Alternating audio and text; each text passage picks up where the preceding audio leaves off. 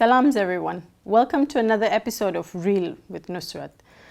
Today we're going to talk about a much neglected practice in our society, which has led to serious health repercussions to women. And that topic is postnatal care. With us today is Sister Asya, who is a household name in Mombasa. She's a registered nurse, trained in intensive care unit, and also a midwife. Karibu, Sister Asya. Asante, Nusrat. Okay, first and foremost, what is postnatal care for those who don't understand the meaning? Postnatal care means the care from the time the placenta comes out during birth time until 40 days are over. Why 40 days? This has just been kept, that is 6 weeks actually. Yes. It has been kept as a tradition that 40 days a woman should be in another state altogether. Mostly coastal tradition. Yeah, coastal tradition. Yes. Swahili tradition, I should say. Yeah, Swahili tradition. Probably you want me to elaborate on the 40 days? Yes, please. Or after the birth of the baby. Okay, we always congratulate the parents after having a baby. And what are the responsibility of the mother or the care of herself and the baby during these 40 days, plus the father? Yes, most importantly. Yeah. Yes. Why the father? Because these days they are given paternal leave. And the paternal leave means they should be with the wife indoors, helping with the baby, helping in cooking, changing the diapers, and also washing the clothes. And also psychological support for the partner as well. Definitely, both of them, the baby and the mother. What are these 40 days for this mother? I mean, let's say six weeks, we take it as 6 weeks. Yes. The mother is supposed to be in a relaxing state, feed well, sleep more than enough. Yes. And mostly she should have taken leave a week before so that she prepares for her delivery and the care for herself and the baby. If I may interrupt, what is so important that the woman has gone through, or the mother has gone through, for them to need the 40 days rest, the 40 days diet, I presume also is changed? What is it that goes through? I think that's where people take it so easy. Mm-hmm. It is not an exciting moment actually. It's the pain that mother has bared, the weight that the mother has bared for 9 good months. Her weight is okay, but then there was a baby, there was some fluid, there was a placenta which was growing 1/3 of the baby's weight. At the same time, there have been amniotic fluid. The whole total weight, for example, if the baby was 3 kgs, the placenta would be 1/3 of the baby's weight, and then the waters which are there, plus the uterus also gains weight, at least half of the baby's weight. Yes. So what we say here, the mother has been caring for the last 9 months with no help from anybody. When you go to the market, you have somebody who carries for you the vegetables, whatever, or the supermarket. But that particular moment, the mother carries alone for 9 months. She sleeps alone with the weight that she bears. And then the most important here is the day she goes into labor. That ailing pain, excruciating, non-stop pains. I think we are both mothers, we can reflect on I think I'm more of a mother than you. Because I am a mother, at the same time I see them on daily basis. How they cry, how they yell, how they go next to their God and pray. They go next to Allah and pray that the moment should get over.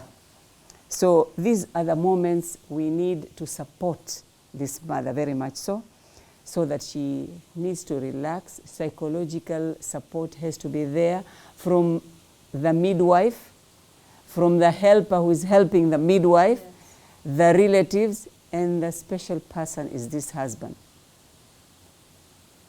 has to be, even if he's not going to stand in the labor ward, but the wife has to know that the husband is outside sympathizing. They need a lot of sympathy and a lot of prayers during that time. So this is what now it pays for her those 6 weeks. She needs to relax, she needs to rest, she needs to eat better because she has teared and weared her tissues. The tissues are torn off, so she needs to repair. A lot of blood as well. A lot of blood loss. Well, when I say a lot, it means it's something else. It will be postpartum hemorrhage, but we don't need the postpartum hemorrhage. At least up to 100 mils of blood, it's quite a bit of blood loss. So she actually needs to relax. Why she needs to relax? It's very easy for this mother who has just delivered, poured blood, has gone under excruciating pain, to break down. And we call it postnatal psychosis. We don't want that to happen. And we don't wish that to happen. I got in my last born child, I also actually got postpartum depression. That is it's terrible. It is. It's terrible. So we need to avoid such things. Even the way we allow visitors, they should know how they are going to approach this mother, how they are going to talk to her. They just greet, give congratulations, give a smile, give a moral support. They are given anything to drink or eat, and off they go to let this mother Lakini rest. sikukaa, sisi huenda tukakusanyana, so No, tukakaa. sikukaa wala sikubeba huyo mtoto. People should keep away from the baby. That's why we need preparation for this visitor who is coming. And that is the baby for 9 months. That baby needs a separate bed with a net, somewhere where it's there's good ventilation, there's good light, and there is less noise. A conducive environment. Very conducive. So we don't need visitors to stay long enough in that room. And when we go there, please, even if we go to the maternity itself, let's see if there is 1 or 2 visitors, you should keep off. You wait until the 2 visitors are out, then you go in. And the other thing is to avoid giving any bad news which are outside town. For example, there have been gunshots, there have been floods. Somebody has died. Yes. A car has dropped into the ocean. No. Those news, in fact, even the TV should be off in that room. Though some of our hospitals have got television sets, they should be off. This mother needs to relax.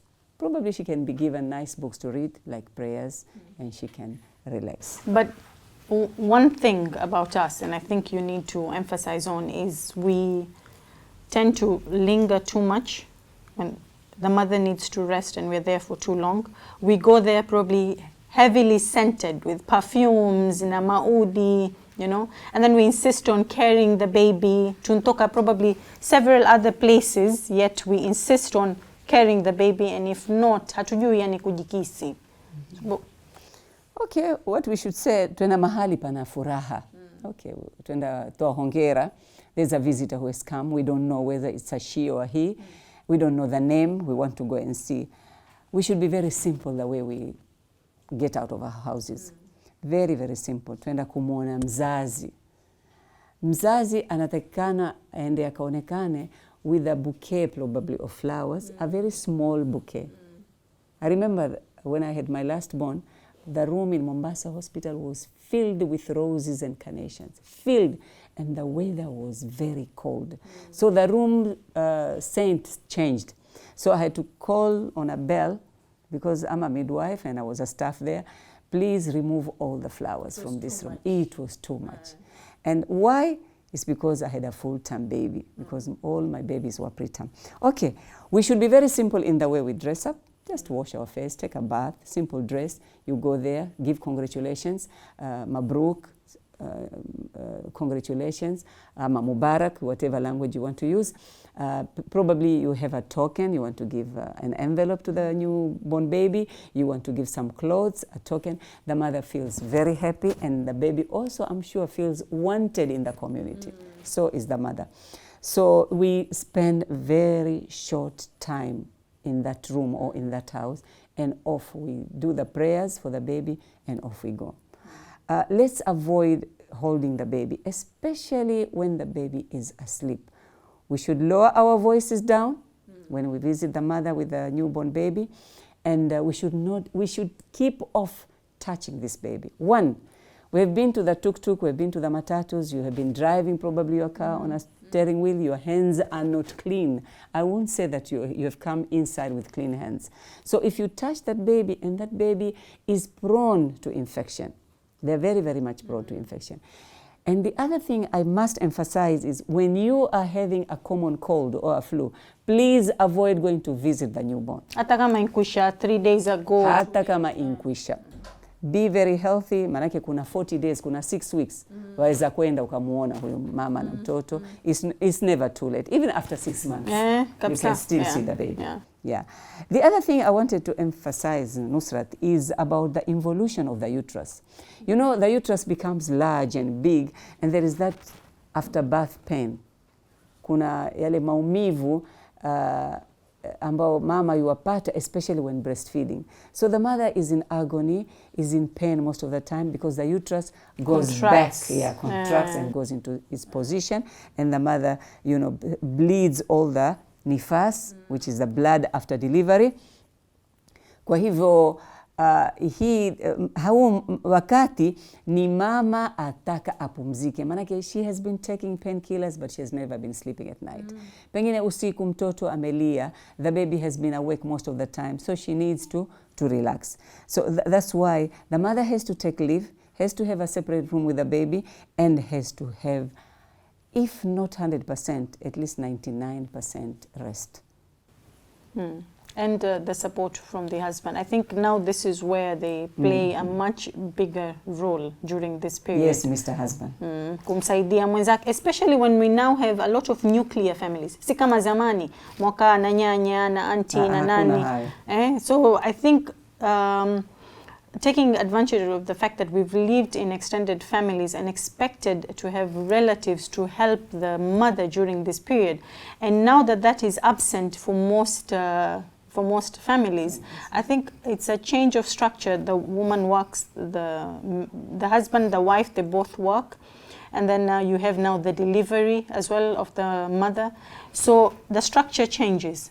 What you had before, the men, when they had that assistance from extended family, and now that it's not there, they need to step up and take up that role of assisting the mother, even if she will be in a separate room. Haimanishi sasa yeye ndo mpata ni holiday. You know, wanake wenyewe as jokes, we go back, mimi narudi bachelor sasa.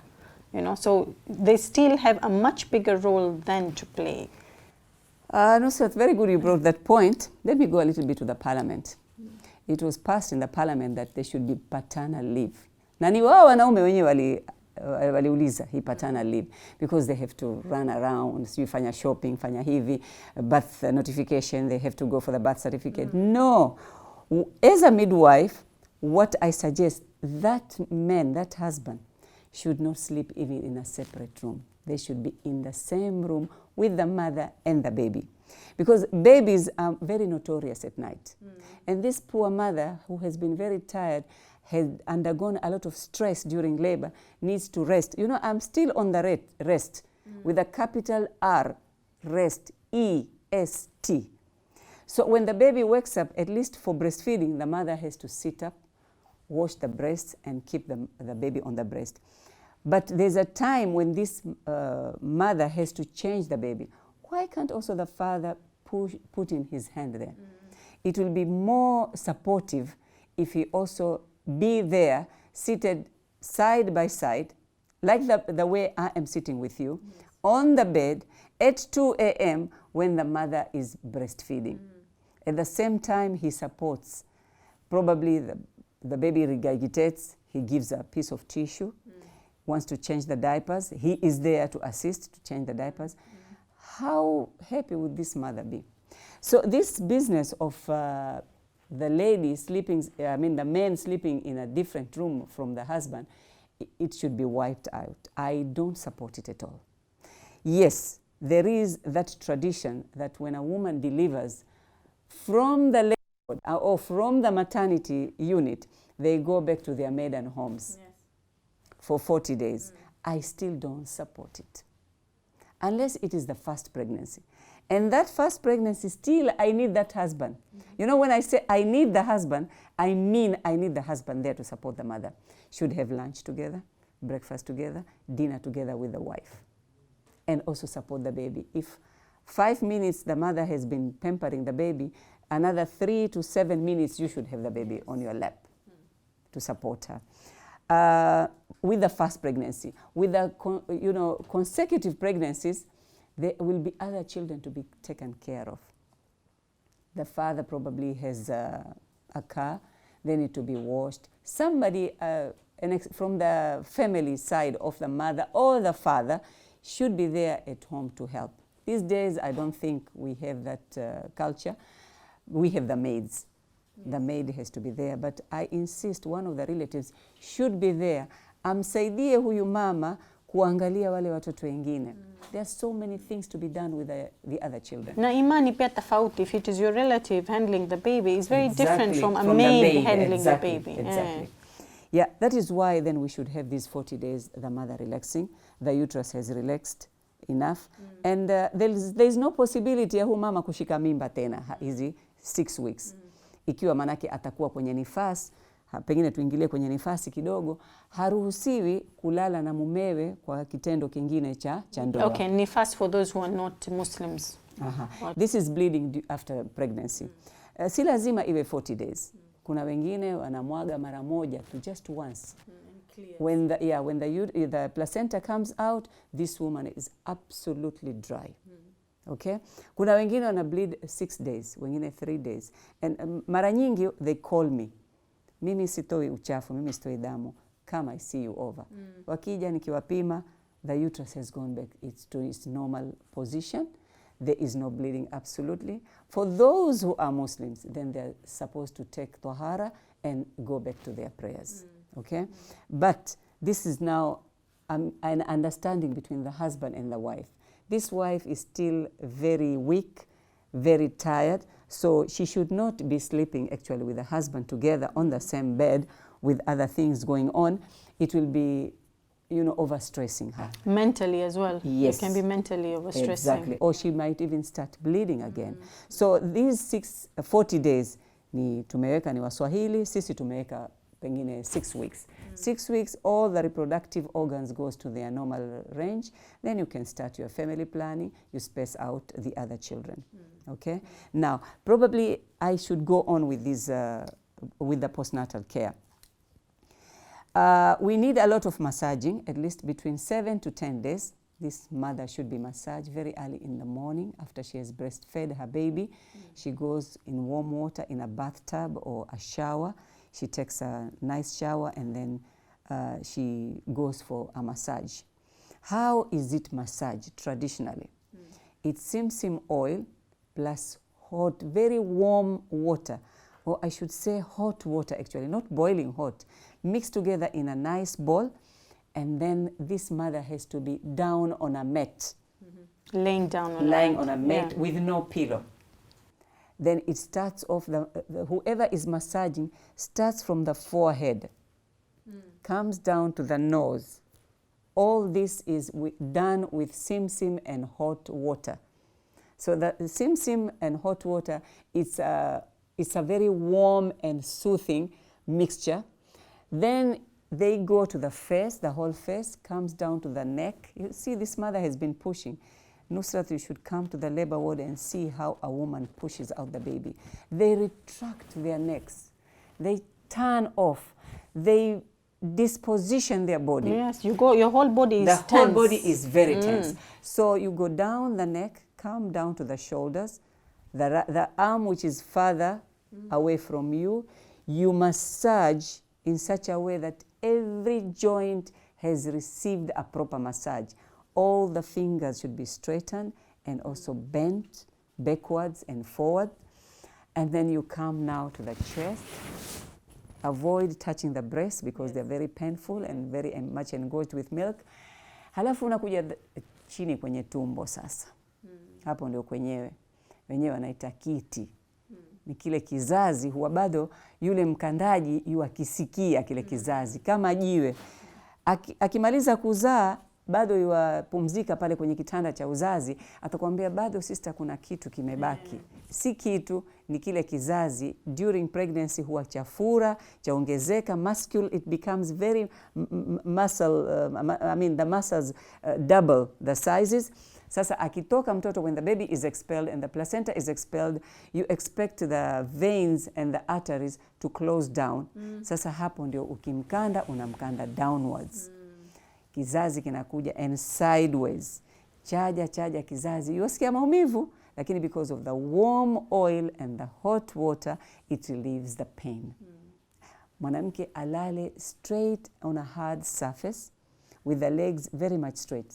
The time you are massaging the tummy, ile tumbo unapolikanda, ndio sasa miguu yake pengine ataika juu moja, ataubend, halafu utammassage. Na hapa huwa amevaa pedi, damu zatoka, uchafu. Atasikia yeye mwenyewe. Even that motion it really helps. From there now, the massager, the one who is massaging, I will call her the physiotherapist. Ataanza na mguu paja la kushoto ama la kulia beta. Ataanza na paja la kulia, atammassage. Manake fikiria wakati alipokuwa akisukuma huyu mtoto, alikita miguu yake. Halafu na wewe kama midwife ukamwambia ashike visigino vyake. So for about 30 minutes ama 45 minutes, this woman has been in that position. So the blood circulation was also minimized. The muscles are very tired. They become atrophied. Kwa hivyo wamkanda mguu, wamkunja, wamkanda paja, halafu warudi wamkanda mguu mpaka kwenye vidole. Nyayo zake wazisugua vizuri na mafuta ya moto na maji ya moto, halafu wavialisha vidole vyake. Halafu wavipeleka forward and backward, the whole foot, about 3 to 4 times.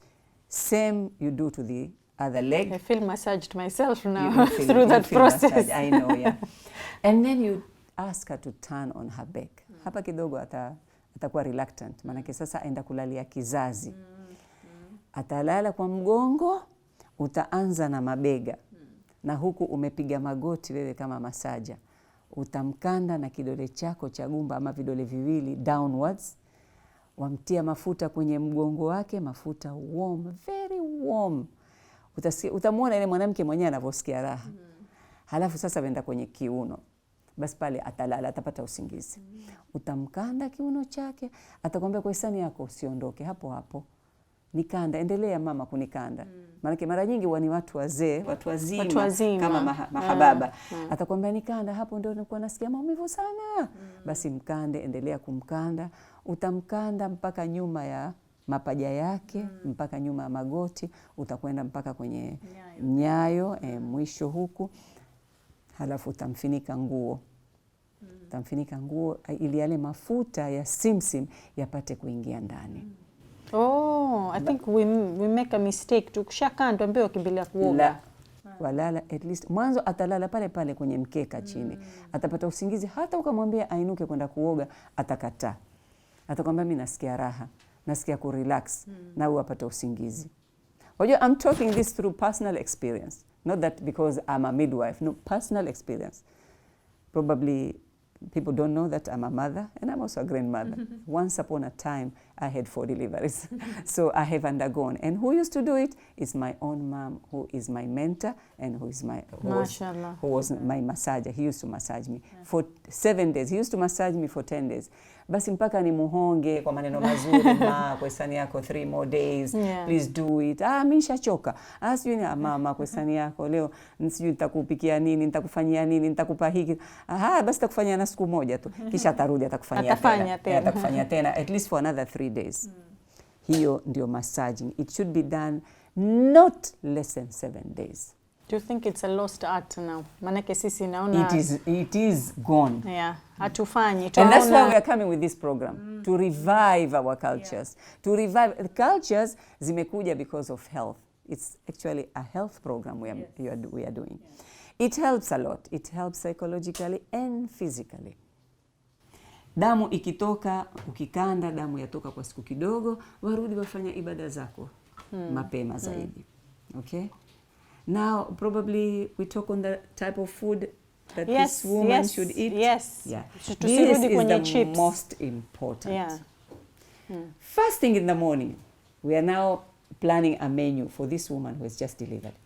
Asubuhi ya Fatahi ya Razak, akiamka kisha kupiga mswaki wake, pengine amemnyonyesha mtoto, atakunywa kahawa ya mdalasini. Haraka upesi, vipi naitengeza hii kahawa leo? Mdalasini iwe ni ya vipande ama makusaga, utaweka kwenye sufuria pamoja na tangawizi na sukari guru. Kiasi ni jaggery for the viewers, that's jaggery. Yeah. Jaggery ndio sukari guru. Kwa ile ladha ambayo wataka. Kwa nini nimeweka vifaa hivi? Sukari guru ina faida, mwanzo yatoa uchafu. It's hot in the body. Mdalasini watoa uchafu. Halafu mdalasini wenyewe una property ya kuongeza damu. It's a blood builder remedy. Na tangawizi twaweka ina ladha nzuri, halafu na ile sukari guru ina ladha ya tamu, sukari. At the same time, tangawizi yaondosha lile tumbo la zingizi, the afterpains. Yaondosha, manake ukiumwa na tumbo wakati wowote, wewe chukua maji ya tangawizi, chemsha, kunywa na utaona tumbo litakuisha. Apige mug moja ya kisawasawa, sio kikombe cha kahawa rafiki yangu. Mug, lile jikombe kubwa la kahawa. Anwe hiyo huwa ni kama saa 12:30 ama saa 1. After 1 hour, sasa hapo awe amepikiwa uji wa chumvi, uji wa madawa. Mtele umesagwa, umeoshwa, umeanikwa na umesagwa, umewekwa kwenye mkebe, umewekwa pilipili manga, umewekwa kuzubara, umewekwa jira, umewekwa mdalasini, na zote zimesagwa, umetanganywa pamoja.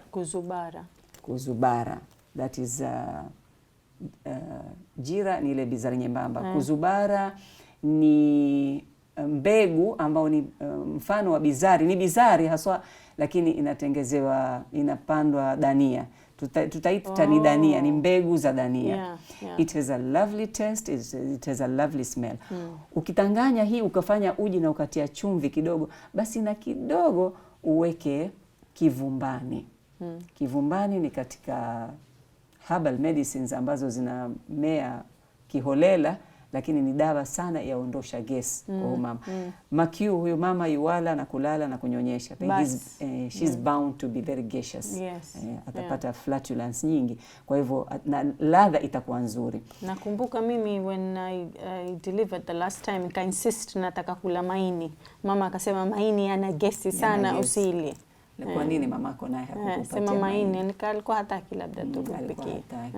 Lakini maini mara nyingi huwa yachoma. Tunayachoma ama tuyakanga ya dry. With ginger and garlic, it should be fine. Yes, it's very fine. Na kisha tunataka kukujenga wewe kwa mambo mawili. Twaregesha zile nguvu zako na ile damu uliomwaga ya kwanza. Ya pili, tutengeza chakula kwa mtoto. So you should take a very good balanced diet. Plenty of fluids. When I say plenty of fluids, I don't mean water. All fluids are made from water, but I don't mean water. And I'm stressing this as Sister Asya talking to you now. Watu wameniona mimi ni mjinga, mimi nachekesha. Kwa nini nasema mtu asinwe maji kwa siku 40? Yes, I insist on that. Uji. Na ukimaliza kuna ule uji utasikia jasho la kutoka. Sasa na pengine hujamnyonyesha mtoto amelala, this is the time now you go and take a bath. Yale mafuta yamekuingia kwenye mishipa, utafikiri ni mtu anatoka gym. You feel very fresh, you feel very energetic, you are ready even to work, but we don't want you to work. We want you to take care of the baby. Ukimaliza hiyo supu yako sasa, when the baby is awake now, you can put the baby on the breast and breastfeed. Kitu kingine ningependa sana wanawake wasitumie ni anything coming from the fridge. If possible, you can put off the fridge kiwa hakuna mtu ataka kunwa maji. Ama to preserve food. The fridge should be just left for preservation of food and drinks. Lakini wewe usinywe soda, wala hizi beverages, artificial. If at all wasikia una hamu ya kunwa orange juice, basi make fresh orange juice, tena warm. I mean warm with capital W. warm, underline in red, warm. Na ikiwa ni mimi umezaa kwangu na ni mimi nitakuja kukutembelea siku moja, basi ujue nikikuona wafanya makosa na kukosoa. I fear nobody. I just respect people. Kwa hivyo kahawa ya mdalasini should be there in a 6 cups thermos. Anytime you feel wataka una kiu, ifanye warm kidogo halafu unywe. That is still water you are taking. Okay? Halafu kuna hii dawa manemane. Manemane ni dawa ya kienyeji, ni kama pebbles. Wairoweka tu, waiosha kidogo halafu wairoweka kwenye chupa. You can make it as 1 liter. Let's make it 1 liter bottle. Tiny. Yeah, they are tiny. Tiny crystals. Waweza kununua shilingi 100 na ukaitumia throughout the 6 weeks. See? They look like crystals. Yeah, they're crystals actually. Yeah. Wairoweka kwenye maji ya warm, halafu waweka ndio maji yako. Wala haharibiki. Next to your bedside. Na glasi yako ama kikombe chako, every time you feel thirsty, just have a drink. It's a little bit bitter. Haina taste tamu, lakini ni bitter. Lakini ni nzuri ya kata kiu. Kitu ambacho wataka ni nini wewe? Wataka maji, sio? Kwa hivyo manemane yatengenezwa na maji. And what does it do actually? Because most people watakwambia yasafisha kizazi haraka sana. Does it also regulate your hormones? No, it doesn't. Hii inasafisha kizazi so that your bleeding time becomes shorter, halafu kizazi chako charudi haraka upesi. Hii ndio kazi ya manemane. I'll take you out of topic kidogo. So let's say for a young adolescent girl, I'm 22, whatever, if you're not married, and you have problem with your flow, can you use that as well? Manemane. Because wakwambia paka ushaulewa, ushazaa. La. Hivi sasa ukienda frijini kwangu katika kliniki yangu, utakuta manemane is already prepared. Huwa naiweka. So naiweka kwa friji because I don't want it to stay out long. Huwa naika at least 2 bottles at a time. So that mtu akija, hata kama ni a 13-year-old girl, ametoka boarding school, ama yuko primary school, her bleed, the flow is very scanty, so you just give manemane. Kikombe cha kahawa mara 3 kila siku, na utaona flow yaja vizuri sana. Yeah. It regulates. It doesn't regulate the hormones kabisa. It regulates your flow. The flow, yeah. Okay. Yeah. Balanced diet. Mama hapa ale, sio viazi vagarai. Sio sijui natamani chips, those are junky food. Those are junky food. Kuku ikiwezekana achemshwe, atiwe na siki. Yaweza kuwa ni siki ya supermarket ama siki ya mnazi. Mimi natumia siki ya mnazi. Na kiwa mtu ananisikiliza ama aona saa hizi, mimi sikosi siki ya mnazi clinic kwangu. Nauza, sikosi mafuta ya simsim, nauza, sikosi asali. Na mwekea nani? Na kuwekea wewe mpenzi wangu mwanamke. Also, you can also apple cider vinegar. Yeah, you can use that. That's usually very good as well. Ikifika saa 4, sasa naja kwenye maini. Ni vizuri ukiwa utamchomea maini dry. Nikosesha mamangu maini tu. Maini dry, ama umkaangie maini na tomato, pilipili manga, isikosekane pilipili manga, na kidogo uweke siki na kitunguu thomu. Lakini si nyingi pilipili manga, because for those of us who have acidity pia. Kidogo tu, kwa ladha tu kidogo. Halafu pengine huku yuala maini na huku yuala uji. See, now you have taken uji about twice. Yes. Sasa maji hapo utakakunwa ya nini wewe? Kweli. Haina haja ya maji. You need to take water. Kwa mfano, uji umekwisha usiku, kahawa ya mdalasini imekwisha usiku. Sasa mtoto amenyonya, wasikia kiu. Unajua mtoto akisha kunyonya pale pale wasikia kiu automatically. Wewe utachemsha maji baada ya saa 2 usiku, utaweka warm water, yani maji dafya kwenye chupa yako thermos, halafu na glasi yako next to your bed. Ukisikia kiu, watia kwenye glasi, vanwa. Warm water. Why are you emphasizing on warm water? No, if at all manemane imekwisha. Nimesema kahawa hakuna, saa 8 za usiku, mtoto amenyonya, uji umemalizika, basi warm water can be used, half a glass. Why not room temperature water? Why specifically warm water? Warm water helps the tummy to go down. Na siku hizi ndio wanatumia wanawake wengi, asubuhi wakiamka, the first thing they warm the water so that they cut the fat down. Kwa nini nimesema kusitumiwe chakula baridi? Siku hizi kila mume ataka mwanamke with a figure 8. Hata wewe mwenyewe Nusrat, ukitoka hapa wewe ataka skirt pengine waist 28. I used to be 28, not now. Yeah. Kila mmoja ataka kuwa na figure nzuri, ataka kuwa na tummy. Yes. Mara nyingi wanaulizana, wewe umezaa mimba ngapi? Nimezaa mimba 4. Mbona huna tumbo? Na mimi mbona nimeput on weight? Maanake katika 40 yako, katika zile wiki 6 huku ujitizama vizuri. Ulikula burgers, uliagizia burgers ukaletewa chips, ukaletewa na masala nyingi, ukala na biriani. Why all that? Mtana for lunch yataka mtu apikiwe mashendea, ubwabwa, wali mwepesi. Ubwabwa au mashendea ni mchele ambao wapikwa na maji mengi, wawa very soft, laini sana. Halafu tusikose mboga on daily basis. Maanake hapa sisi usahau mboga. Hata matunda, if we can get at least a popo. Na kuna wengine watapinga, mzazi hali sijui papayo. Hakuna kitu kama hicho. Mzazi hali ndizi yuwala papayo bivu. Mzazi yuwala ndizi. Kitu mzazi hatokula ni nanasi, nitamtia gesi nyingi. Mzazi yuwala watermelon. Mzazi yuwala apples. Mzazi yuwala pears. Lakini chakula hiki au matunda haya yasitoke kwenye fridge. Yawekwe kando, yawe ni kitu outside the fridge. Kitu chochote kinatoka baridi. Angalia sasa hawa wasichana wote wanaozaa mimba 2, mtu tumbo utafikiri ana miezi 4 mimba. Why? It's because you have not taken care of yourselves. Hujakanda, hujakula asali, hujanwa manemane, hujala zimda. Maanake nitakuja kwa hizi dawa herbal medicine. Mambo ya zamani.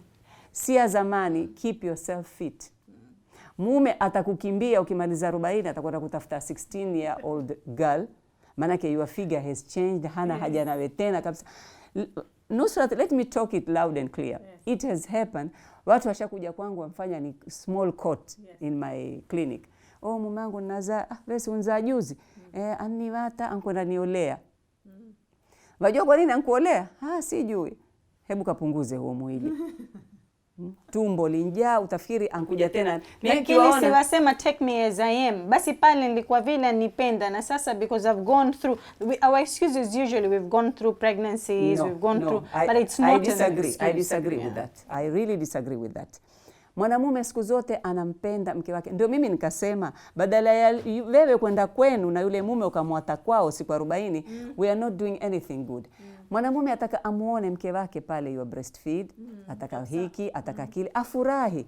Kisha avoid zina. Pengine atatoka ile siku 40 akimuona mwingine hawezi kuoa, atakwenda kuzini na yeye. Kwa hivyo let's keep these husbands inside. Hawa wakwe zangu tuwaregeshe ndani ya majumba. Wawe na sisi, wawe na watoto wetu, ili wapate kulea pamoja polepole mpaka hiyo kina 40 kimalizika, basi ende kwao. Lakini kitu ambacho nataka kusisitiza hapa, tena nasisitiza sana, si lazima mwanamke akae 40 bila ya swala, bila ya ibada. As soon as hata siku moja amezaa leo damu imekauka, ende bafu akaoge nifasi. Aoge wilada, ende akapande mswala aswali.